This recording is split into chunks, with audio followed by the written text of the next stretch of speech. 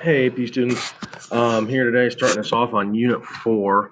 Um, we'll be talking about the banking industry and eventually monetary policy and how that portion of our economy can affect how much money we eventually demand in the form of loans, and then how that demand is going to affect our output, our GDP, unemployment, and those types of things. So we'll eventually tie it all into our aggregate demand, aggregate supply graph. But we've got to understand the banking industry first. So I start you out here with a question, just kind of asking you, what is if you inherited $5,000 for whatever reason, and you decide you had 10 years to save it, what would you do? So I give you three options here. Go ahead and read through those. You don't necessarily have to know the exact dollar amount for each of those. But if you want to figure it out, by all means, you can. So take a second, decide, understand the relationship between those, and we'll get started here shortly.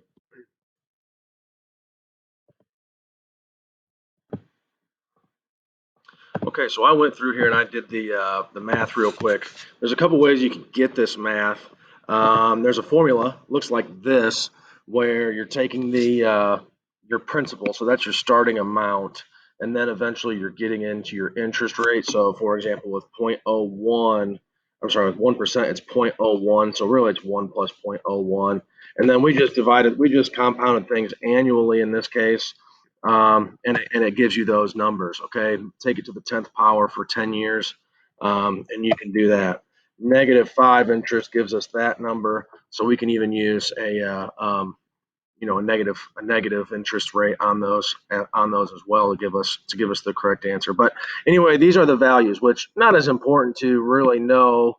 Again, you want to obviously be able to understand that the higher the interest rate that I can gain, the better off I'm going to be. So if I'm successful in the stock market, here I am, break evens there. Obviously, if I do poorly, I obviously lose money.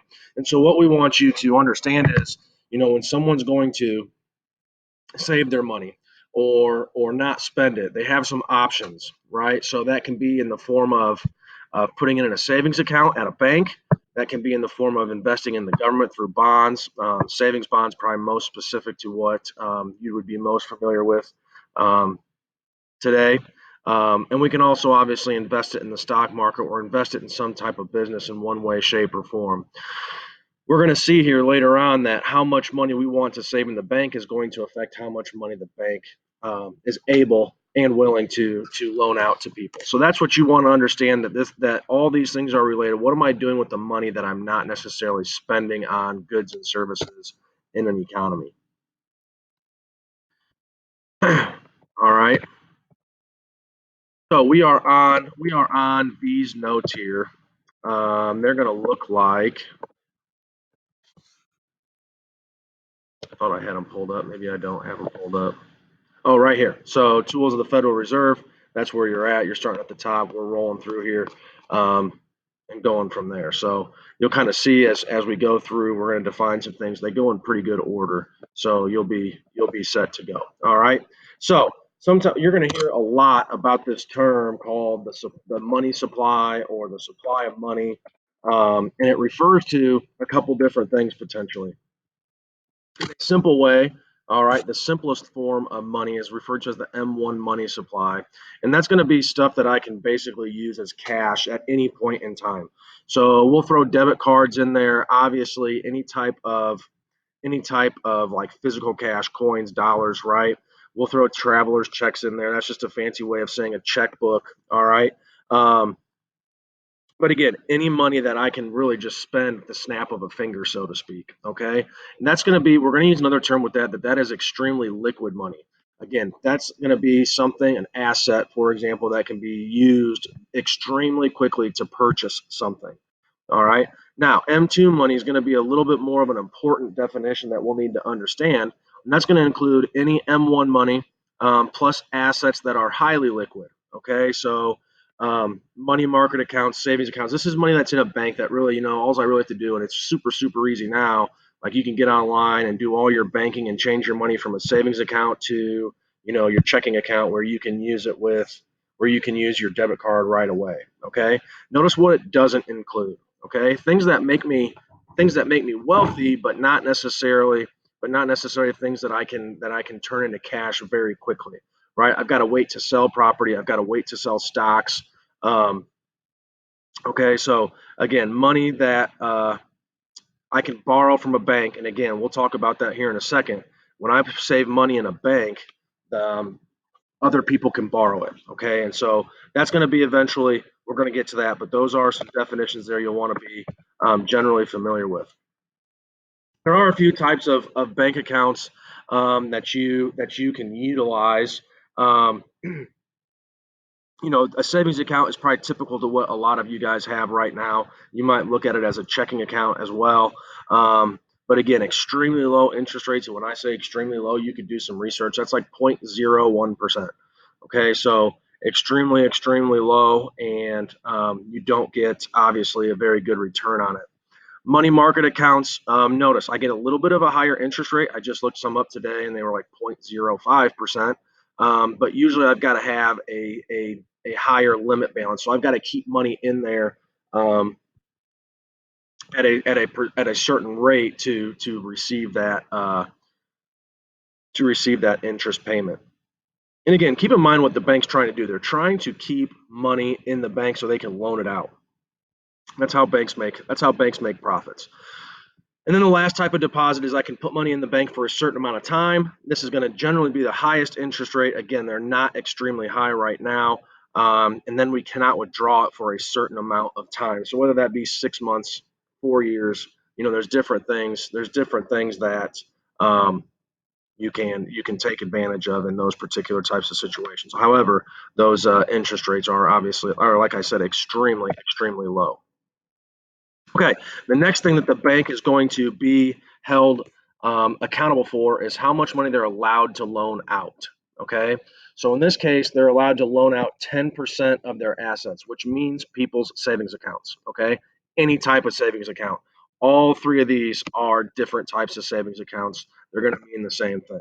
Okay, so if you deposit $1,000 into the bank, how much money can they loan out? Well, they have to keep 10%, so they can loan out 90%. The answer to that is $900. Okay, and keep in mind what that means. That means that $1,000 you could spend, you could put it in the economy, you could buy, a new couch. I don't know. You could buy any of those numbers of things, put it into the economy, but you're choosing not to. So now you put that into the bank, right? What you weren't going to spend, now people are going to be able to borrow. Okay, that's going to affect the overall demand for stuff when people decide to borrow money. If we raise that reserve requirement, all right, to 20%, now they can loan out $800, which again doesn't seem like a huge difference, but when we talk about billions or trillions of dollars, that 10% can really mean something. That's going to play a role in some of the stuff we talk about later on. Okay, so we can draw this supply and demand of a bank and how much money we can borrow onto a supply and demand graph. So notice first of all, it looks exactly like any other supply and demand graph we have. We're gonna obviously label it loanable funds here. And again, what that means is that the amount of money people are able and willing to borrow. Okay. Now, first, let's talk about how a bank makes a profit. Okay. So a bank, the only way that they make money is they're going to take their loan payments from customers. So you borrow money, you make payments every single week. And this didn't turn out very well because I typed it. So loan payments from customers minus interest payments to customers. Those are the payments that you get for, your savings accounts, which are extremely low, and that's going to equal their profit. Okay. Now, there is a third dynamic in there is if someone doesn't pay back their loan, obviously that's going to cut into their profits. But very simply put, the loan payments from customers every month you pay your mortgage or a car payment or whatever, that's going to play a role in their profit, and then they have to disperse those savings accounts interest payments as well, which are extremely extremely low right now. Notice our price in this case is our interest rate. Okay. And again, so our interest rate is going to be a percentage, 0 to, 100, I guess you could say. And based on that percentage is going to affect how much money I am willing and able to borrow. right? Interest payments, again, how much money you borrow is going to be affected by your income. It's going to be affected by the interest rates. Okay, so the demand for those obviously is going to follow the demand for everything else. Now, the supply, all right, is going to take into account really kind of two different things. All right, number one, the bank's willingness to loan money out. The higher the interest rate, the more they want to loan out. That's the more that their interest payments are going to be from customers. Okay, so they're going to want to do that. The interest rate also plays a role, though, in you and I's savings accounts, right?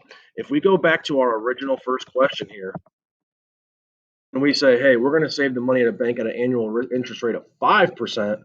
Well, now the stock market doesn't look nearly as beneficial. The government bonds definitely don't look nearly as beneficial, and I'm going to save money in the bank. And so if those interest rates are really high, it's going to influence me to supply my savings, so to speak, into my bank account. Okay, so again, understand that there's kind of two dynamics to the loaning and saving of money, and we're kind of in control of each of them in one way, shape, or form.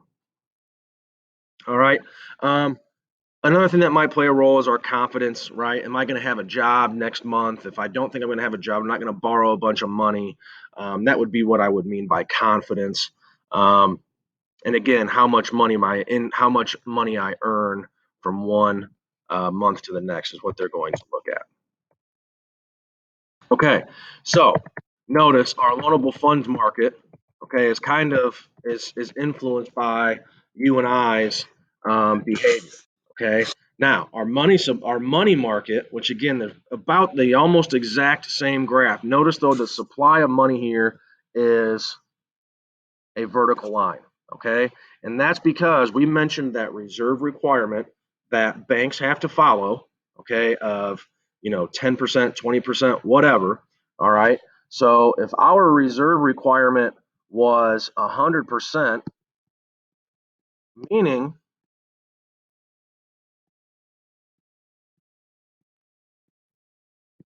I can't loan any out. Okay, let's change this. If I can loan out 0%, just to make our numbers easy, as compared to 100%, they won't work with that already drawn on there, right? Let's just call this is our where we can loan out 80%, just because that's a common number, or 90%.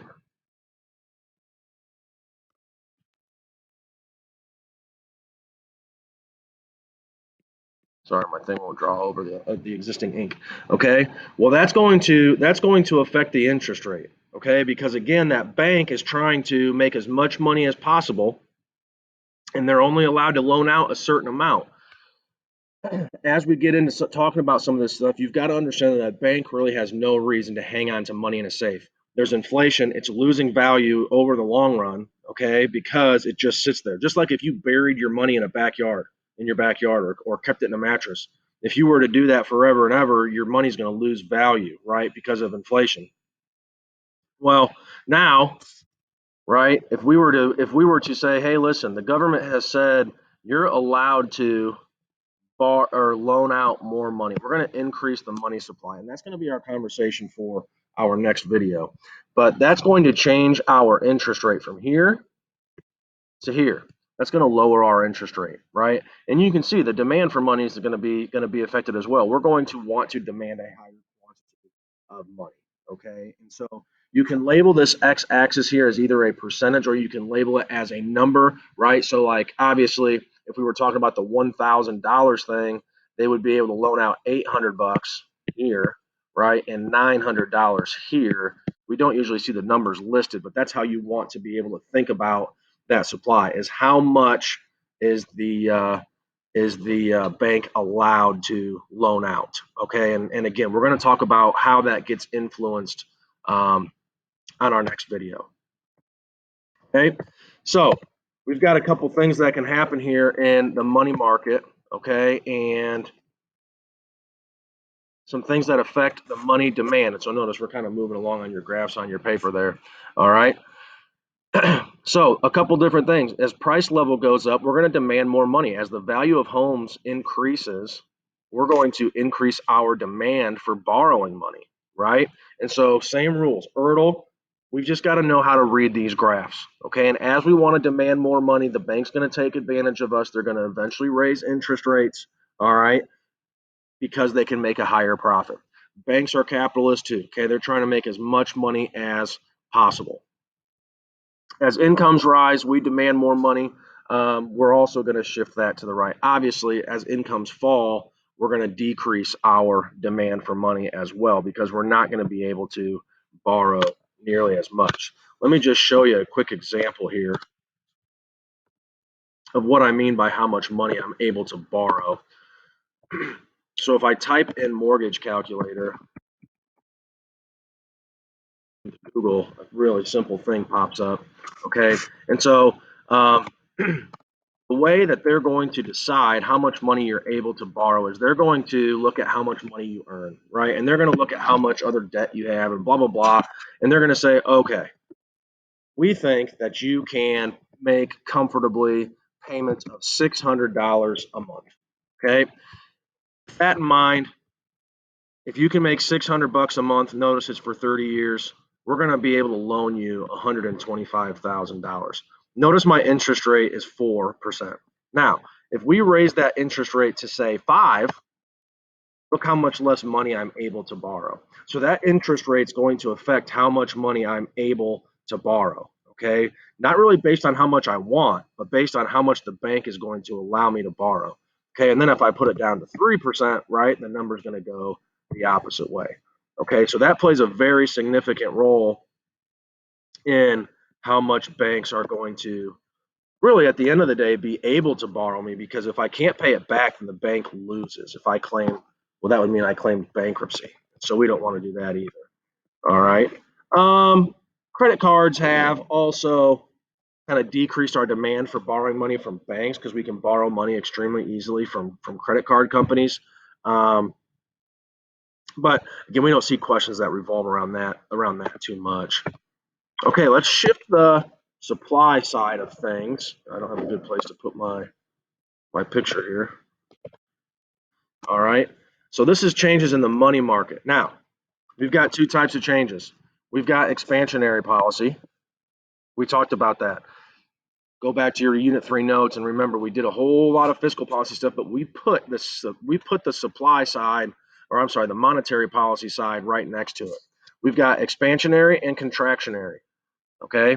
Notice, all right, if you look at your old notes and say, okay, when the economy wants to speed up, when we want to speed it up, what are we going to do? We're going to lower interest rates. All right. So look what happens if we expand our money supply, right? So we shift our supply of money to the right, and this is government policy. This is Federal Reserve policy. Okay. They do certain things that are going to affect this. Well, look what happens to our equilibrium point on our interest rate. If we flip it, we want to slow things down. Again, look, we shift our supply to the left. Our interest rate's going to increase. Our demand obviously stays the same. And you can kind of see how that works. If you can understand these graphs and remember that the supply of money is going to be affected by monetary policy, and you can do the graphs, you're going to be all right. Okay, and you're going to be able to walk yourself through the test by checking your work as often as possible.